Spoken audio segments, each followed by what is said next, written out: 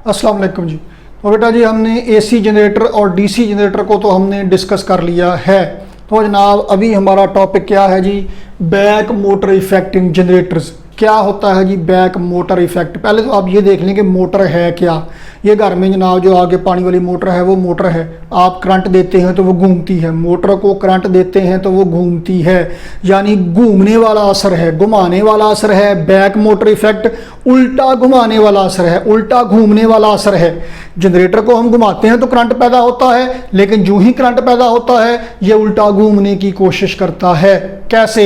आइए जनाब इस मामले को समझने की कोशिश करते हैं। हमारे पास ये कॉइल है, वो ऊपर एसी है, डीसी है, उसको छोड़ें, स्लिप रिंग लगे हैं, स्प्लिट रिंग लगे हैं, वो भी कोई मसला नहीं है। ये कॉइल है हमारे पास ए बी सी डी।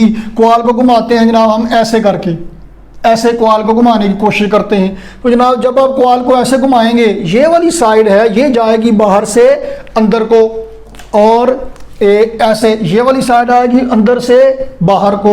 तो इस पर फोर्स लग रही है, यानी इसकी वेलोसिटी है किधर को, अंदर को। तो जनाब अंदर को मतलब डॉट से बनाते हैं जनाब आली, ये इसकी वेलोसिटी की सिमत है, या जो आप फोर्स लगा रहे हैं ये अंदर को है, और यहाँ पे जो आप फोर्स लगा रहे हैं वो क्या है जनाब, बाहर को है। तो ये वो फोर्स है जो एक्सटर्नल फोर्स लग रही है, जो रेड से बनाई गई है यहाँ पे। तो जनाब जब ये आप फोर्स लगाएंगे अंदर को, चार्ज कैरियर अंदर को मूव करेंगे, कंडक्टर अंदर को मूव करेगा, वेलोसिटी अंदर को होगी। ये वेलोसिटी, ये मैग्नेटिक फील्ड, चार्ज कैरियर पर फोर्स लगेगी, नीचे को करंट बनेगा जनाब आली किधर को, यहाँ पे करंट होगा नीचे को, और यहाँ पे किधर को होगा जी, ऊपर को। यहाँ पे जनाब करंट होगा ऊपर को। अब बात मज़ेदार शुरू होती है। जनरेटर से करंट हासिल करने के लिए आपने उस पर फोर्स लगाई, उसे मैकेनिकल एनर्जी दी, उसे घुमाना शुरू किया। एट द इंस्टेंट जब ये घूम रहा है ऐसे, तो आप फोर्स लगा रहे हैं अंदर को, यहाँ पे फोर्स लगा रहे हैं बाहर को, जिसकी वजह से करंट ऐसे करके इधर को और ऐसे करके इधर को हो रहा है। लेकिन अब जब करंट गुजर रहा है तो ये क्या है, अब ये करंट कैरिंग कंडक्टर है, that is placed in magnetic field. क्या है? करंट कैरिंग कंडक्टर है, जिसे रखा गया है कहाँ पे, मैग्नेटिक फील्ड के अंदर। तो जब आप करंट कैरिंग कंडक्टर को मैग्नेटिक फील्ड में रखेंगे तो उस पर फोर्स अमल करेगी। कौन सी फोर्स होगी ये? F is equal to I L B sine theta, I L cross B. याद कीजिए 14 चैप्टर में मैग्नेटिक फील्ड, करंट यानी कंडक्टर की लेंथ और फोर्स की सिमत ये वाली होगी। तो जनाब अब करंट है ऐसे नीचे को, मैग्नेटिक फील्ड इधर को, तो फोर्स किधर को लगेगी, कंडक्टर में से करंट गुजरने की वजह से फोर्स लगेगी बाहर को, और बाहर को है तो इसे बनाते हैं जनाब क्रॉस से, जगह यहाँ पे है तो यहाँ बना देता हूँ। और ये कौन सी फोर्स है, आई एल बी वाली। इस हिस्से में करंट ऊपर को, मैग्नेटिक फील्ड इधर को, तो फोर्स पैदा हो जाएगी अंदर को। आई होप कि आपके कान खड़े होने लग गए होंगे कि यार ये क्या हो रहा है। सुने फिर क्या हो रहा है कि जो ही आप कंडक्टर को घुमाने की कोशिश करेंगे, ये वाली साइड जरा गौर कीजिए, आप फोर्स लगाते हैं अंदर को इसे घुमाने के लिए, करंट होता है नीचे को, उस करंट की वजह से एक और फोर्स पैदा हो गई जो कि इस हिस्से को बाहर को धकेलती है। आप अंदर को धकेल रहे हैं, ये बाहर को धकेल रही है, तो एक घुमाने वाला इफेक्ट पैदा हो गया। जिधर को आप घुमा रहे हैं उसके अपोजिट डायरेक्शन में पैदा हो गया, इसीलिए इसे बैक मोटर इफेक्ट कहते हैं। ये वाली फोर्स पैदा हुई है किस वजह से, करंट की वजह से, और करंट की वजह से ये फोर्स पैदा हुई और उसने पैदा होते ही अपोज करना शुरू कर दिया किसको, उस वजह को जिसकी वजह से ये पैदा हुई है। किस वजह से पैदा हुई है, इस फोर्स की वजह से पैदा हुई है, इसने इसको अपोज करना शुरू कर दिया। ये लेंज़ लॉ है, back motor effect in generators, ये असल में लेंज़ लॉ है जनाब आली। तो होगा क्या, अगर आप जनरेटर को में से ज़्यादा करंट हासिल करना चाहते हैं, अगर आप जनरेटर में से ज़्यादा करंट हासिल करना चाहते हैं तो आपको ज़्यादा ज़ोर से घुमाना पड़ेगा। फोर्स ज़्यादा लगाना पड़ेगी ताकि वेलोसिटी ज़्यादा हो अंदर को। वेलोसिटी ज़्यादा होगी, चार्ज कैरियर पर फोर्स ज़्यादा होगी तो करंट ज़्यादा होगा, करंट ज़्यादा होगा तो ये वाली फोर्स भी ज़्यादा होगी। जब ये वाली फोर्स ज़्यादा हो जाएगी तो ये इस फोर्स को अपोज भी ज़्यादा करेगी। नतीजा क्या होगा कि आपको जनरेटर को घुमाना मुश्किल होता जाएगा। ज़्यादा करंट हासिल करना है, ज़्यादा ज़ोर से घुमाइए।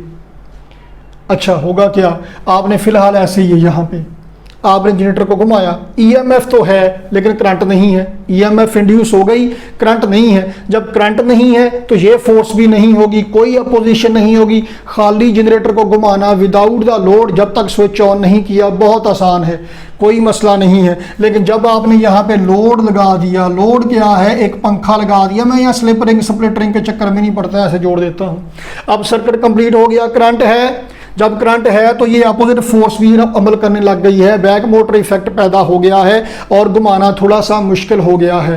दो पंखे चल रहे थे जनरेटर पे, आपने यकदम मोटर को ऑन किया आप या एसी को ऑन किया। जो ही मोटर या एसी को ऑन करते हैं जनरेटर चलते चलते एक दफ़ा उसकी तबीयत अच्छी खासी ख़राब हो जाती है, कहते हो जनरेटर बह गया, बह गया।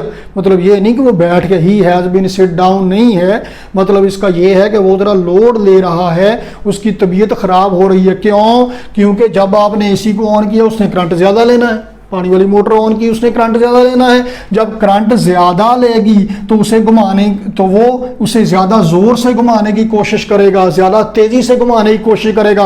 वैसे तो कोई मसला नहीं, ऐसे घुमाते घुमाते ऐसे कर दें, कोई इतना इशू नहीं, बहुत ज़्यादा ज़ोर नहीं लगेगा। लेकिन जब वो ज़्यादा ज़ोर से घुमाने की कोशिश करेगा, करंट ज़्यादा होगा, जब करंट ज़्यादा होगा तो अपोजिट फोर्स भी ज़्यादा लगेगी, जिसके नतीजे में ज़्यादा करंट हासिल करने के लिए जनरेटर की कॉइल को घुमाना ज़्यादा मुश्किल होगा।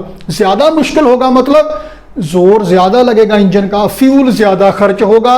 तो अगर आप ज़्यादा करंट, ज़्यादा इलेक्ट्रिकल एनर्जी हासिल करना चाहते हैं तो इसका मतलब है कि आपको ज़्यादा मैकेनिकल एनर्जी खर्च करना पड़ेगी। यही लेंज़ लॉ है कि जब आप जनरेटर में से ज़्यादा करंट हासिल करने की कोशिश करते हैं, ज़्यादा अप्लायंसेस उसके साथ कनेक्ट करते हैं, तो जनाब ज़्यादा जोर लगाना पड़ेगा, ज़्यादा एनर्जी खर्च करना पड़ेगी। चले जी, अब हम इसी कॉइल को जो ऐसे थी उसको ऐसे करके देखते हैं, ए साइड डी साइड। तो इसको ऐसे करेंगे, ये ए वाली साइड हो गई और ये वाली हो गई डी वाली साइड। बात वही है, एंगल चेंज करके देखते हैं। देखिए जी, इसको ये ए वाली साइड, ये डी वाली साइड, इसको घुमाते हैं ऐसे, एंटी क्लॉकवाइज घुमाते हैं। तो जब आप इसे घुमाएंगे, इस वाले हिस्से में देखें, इस इंस्टेंट पर इसकी वेलोसिटी किधर को है, ऐसे, मैग्नेटिक फील्ड ऐसे, तो चार्ज कैरियर को धक्का पड़ेगा बाहर से अंदर को, करंट होगा बाहर से अंदर को। ये करंट है जनाब डॉट से, और इस वाले हिस्से में वेलोसिटी ऐसे, मैग्नेटिक फील्ड ऐसे, तो धक्का पड़ेगा ऐसे, करंट हो गया जनाब बाहर को। तो जो ही करंट पैदा होगा इस कॉइल में, current carrying conductor magnetic field में है, तो करंट की वजह से फोर्स लगेगी ILB sine theta, magnetic field, length यानी करंट और फोर्स। तो यहाँ पे करंट ऐसे अंदर को है, मैग्नेटिक फील्ड ऐसे, तो करंट की वजह से फोर्स होगी नीचे को, और यहाँ पे करंट ऐसे है, मैग्नेटिक फील्ड ऐसे, तो करंट की वजह से फोर्स होगी ऐसे। नतीजा क्या होगा जनाब कि आप तो इस कॉइल को घुमाने की कोशिश करते हैं एंटी क्लॉकवाइज, एक और फोर्स पैदा हो गई जो करंट की वजह से पैदा हुई, आपके इस एंटी क्लॉकवाइज सिमत में घुमाने की वजह से करंट पैदा हुआ, और उसी करंट की वजह से एक और फोर्स पैदा हो गई जो कि इसे क्लॉकवाइज रोटेट करा रही है। तो उसने, इस फोर्स ने अपोज करना शुरू कर दिया उस वजह को जिसकी वजह से ये फोर्स पैदा हुई है। यही लेंज़ लॉ है, और ये is perfectly in accordance with law of conservation of energy, कि ज़्यादा एनर्जी हासिल करना है ज़्यादा एनर्जी खर्च कीजिए, थोड़ी एनर्जी हासिल करना है थोड़ी एनर्जी खर्च कीजिए। तो जनाब यही वजह है कि जब आप ज़्यादा करंट हासिल करने की कोशिश करते हैं, ज़्यादा अप्लायंसेस हासिल करने की कोशिश करते हैं, जनरेटर को ज़्यादा ज़ोर लगाना पड़ता है। तो जितना ज़्यादा करंट हासिल करना है उतना फिर उसका इंजन भी बड़ा करना पड़ेगा, फिर कॉइल की तार भी मोटी करना पड़ेगी ताकि ज़्यादा करंट गुजरने पर वो हीट अप ना हो जाए, हीटिंग इफेक्ट ना हो। यही वजह है कि ज़्यादा अप्लायंसेस चलाने के लिए, 1 2 3 4 AC चलाने के लिए बैंक के बाहर जो जनरेटर होते हैं, बड़े बड़े जनरेटर होते हैं, बड़ा इंजन होता है, बड़ी कॉइल होती है। जब ये घरों में जनरेटर होते हैं आमतौर पे छोटा इंजन होता है, छोटी कॉइल्स होती हैं। बैक मोटर इफेक्ट, जब आप घुमाने की कोशिश करेंगे तो एक और फोर्स उल्टा घुमाने की कोशिश करेगी, याद रखिएगा। आगे हमने मोटर पढ़ना शुरू करना है, मोटर में बैक ईएमएफ इफेक्ट होगा, वहां पे जाके उसको एक्सप्लेन करेंगे, एक दफा फिर कंपैरिजन करेंगे दोनों का। लेकिन याद रखिए कि जनरेटर को आप घुमाने की कोशिश करते हैं, जब आप मतलब इंजन घुमाने की कोशिश करता है तो एक उल्टा असर पैदा होता है, उल्टा इफेक्ट पैदा होता है, उल्टी सिमत में घूमने वाला असर पैदा होता है, बैक मोटर इफेक्ट पैदा होता है। यह है जनाब back motor effect in generators. अगली वीडियो में हम मोटर शुरू करेंगे, फिर मोटर में देखेंगे बैक इफेक्ट क्या है। तो देखते रहिए, स्टे ट्यून्ड।